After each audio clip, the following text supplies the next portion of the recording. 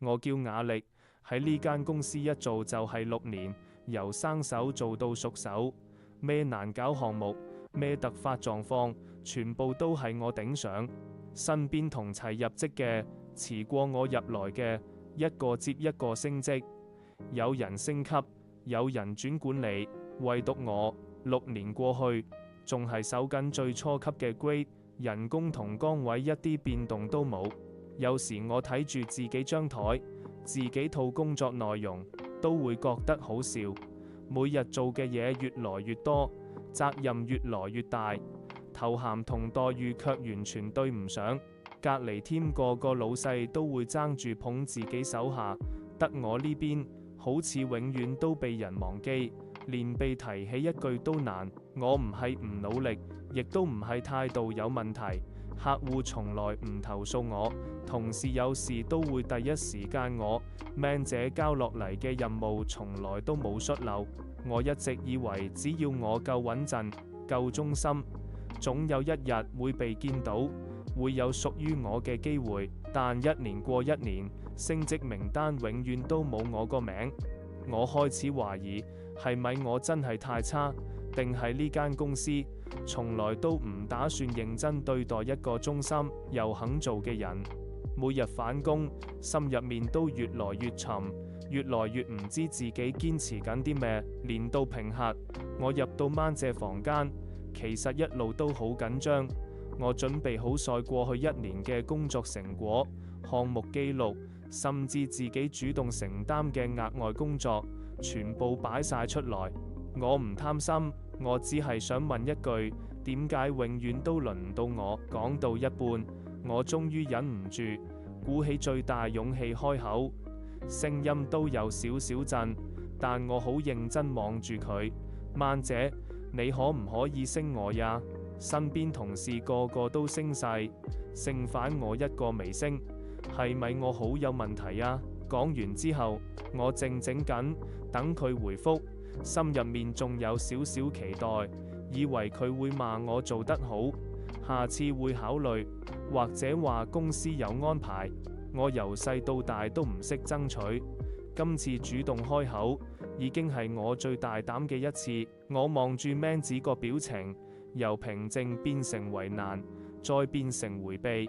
我心入面一動，已經隱隱約約知道答案一定唔會係我想聽嘅樣。man 子嘆咗一口氣，慢慢同我講：亞利，我都想幫你，但呢啲事我真係揸唔到主意。公司今年亦都冇 budget，暫時都係升唔到你。就呢一句，我成個人即刻心膽，6年嘅期待同堅持，瞬間好似被潑冷水一樣，凍到入心。我以為努力就有回報，以為忠心就會被珍惜，以為跟實一個老細，做好本分，總會有出頭一日。原來呢啲只係我自己呃自己嘅說話。現實係你唔爭，人哋唔會主動俾你，唔逼，人哋永遠當你冇所謂。我諗過好多答案，諗過佢會話我再進步少少，諗過佢話下次一定，諗過佢話公司有難處，但我從來冇諗過係一句徹底絕望嘅冇得升，冇預算。我話唔是，我一刻我先明白，原來我6年嘅付出喺公司角度只係一個好用、平價又唔會走嘅工具，從來唔係一個值得投資、值得升職嘅人。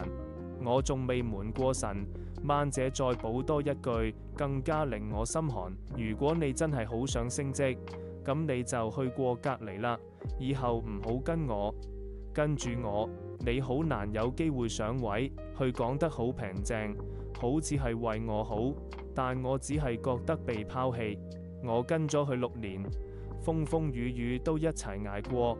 公司忙嘅時候我捱夜，公司亂嘅時候我穩陣，從來冇諗過走，亦都冇諗過跟第二個。結果換來嘅係 man 姐叫我走，叫我唔好再跟佢。我突然之間好清醒，原來忠誠係最唔值錢嘅嘢。你越唔走，人哋越覺得你廉價；你越唔爭，人哋越覺得你冇要求。呢個職場從來都唔會獎勵默默耕耘，只會獎勵懂得走、懂得跳、懂得為自己打算嘅人。我坐喺度，腦入面一片空白，唔知應承定應拒絕，只係覺得好委屈，好唔抵。6年青春換來一句你去第二度啦。我忍住眼淚，好認真同佢講，曼姐，我當你老細，呢一世都係當你老細。我由入職第一天都冇諗過跟第二個，亦都冇諗過要走。我唔係要綁住佢，我只係想話俾佢知，我對呢份關係、呢份工作係認真嘅。我繼續講，我真心只想要公平對待，隔離每一 team 人個老細都會為自己手下爭取，個個都升到級，唯獨我跟住你6年，仍然係最 junior。我唔要特殊照顧，我只想要一個公道。我望住佢，希望佢可以睇到我嘅委屈，希望佢可以為我爭取一次，哪怕一次就夠。我唔想走，我想留低，我想喺自己熟悉嘅地方得到應有嘅認同。但曼姐只係沉默，唔肯承諾，亦都唔肯正面回應。我睇住佢個樣，就知道佢連為我講一句好說話嘅勇氣都冇。離開評核房間，我一路行返座位，雙腳好重，心入面唔再係委屈，係徹底死心。我唔再嬲，亦都唔再怨，只係覺得好疲勞。6年嘅堅持，原來一啲意義都冇。我打開電腦，望住一堆未做滿嘅工作，突然之間覺得好可笑。以前我會主動攬晒上身，會覺得係責任，而家只係覺得做得再多都唔會有人記得，更加唔會有人回報。我開始明白，呢度只係我嘅舒適圈。我以為係穩陣，其實係困住自己。我唔走，永遠都係原地踏步。我唔跳出來，永遠都唔會有屬於自己嘅位置。當門返工，我做得比平時更靜、更沉默，唔再主動，唔再熱心，唔再期待，因為我知道呢間公司已經唔值得我再付出多一分。之後幾個月，我表面一切如常，返工、做嘢、交貨，唔鬧亦都唔鬧事，但私底下我開始更生履歷，睇其他公司機會，見工、傾待遇、傾崗位。我唔想再被動等，我要自己為自己鋪路。見工過程其實好順利，好多公司一睇我6年經驗，做過嘅項目都好欣賞。原來我唔差，只係舊公司被低估、被忽視、被當成平價勞動力。每一間面試嘅公司都開出比而家更高級別、更高人工嘅條件，仲有明確嘅晉升機制。我先知道，原來我值得更好，只係我一直唔捨得走，一直困死自己。我終於收到一間心儀公司嘅 offer， 職級直接升2級，人工大幅調整，仲有明確嘅發展路徑。我望住封 offer， 眼淚差點流出來，唔係傷心，係釋放。今日我寫好辭職信，打印出來，親自交俾曼姐。交信嗰一刻，我心靜如水，唔激動，唔怨懟，亦都唔留戀。6年感情，終於喺呢一張紙度畫上句號。曼姐睇到封信，明顯大咗一下，可能佢從來冇諗過我呢個一向乖乖聽話，從來唔會走嘅人，會主動遞信。佢即刻收緊表情，開始打感情牌挽留。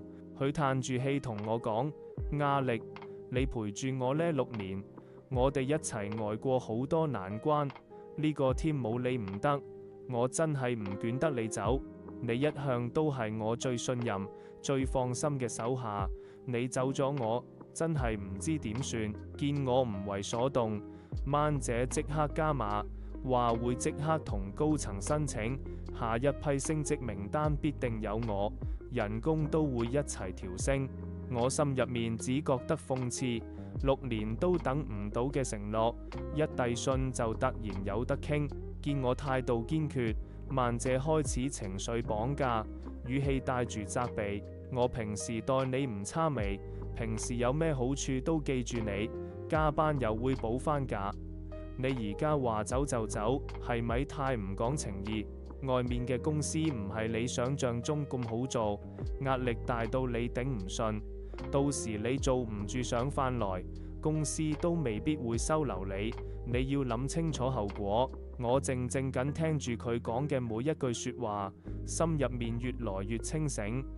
佢根本唔係真心想留我，只係唔想失去一個隨喺好用又平價嘅助手，想繼續困住我。去見軟硬兼施都唔得，又放軟姿態哀求，話會盡晒能力為我爭取所有福利，只求我留下。但我已經唔會再呻，呢啲只係拖住我嘅借口。離職前最後一日，高層竟然主動找我傾偈，連大老細都出面。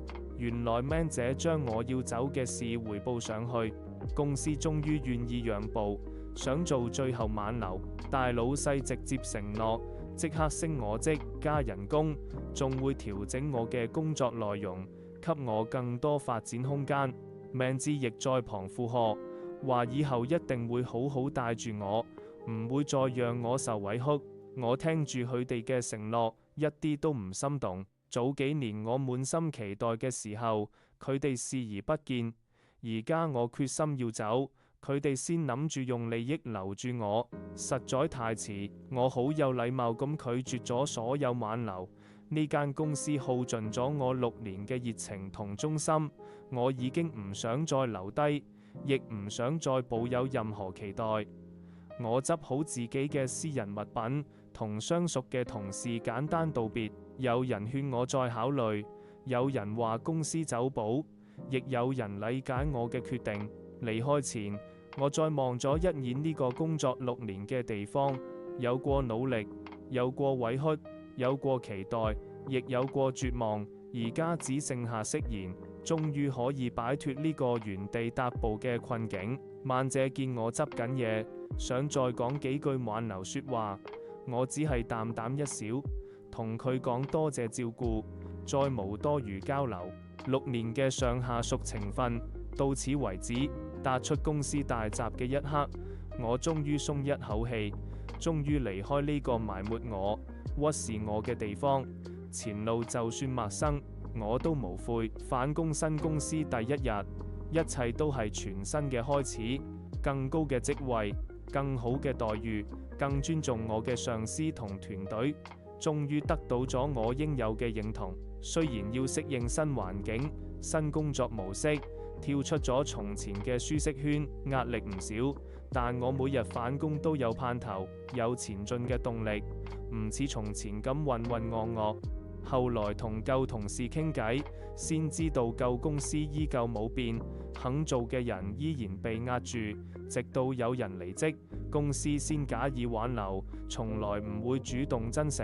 職場就係咁現實，你唔主動跳出舒適圈，就永遠被按在原地。忠心同努力換唔來公平，只有自己為自己爭取，先會有更好嘅未來。守咗6年，換我出走，我從來冇後悔。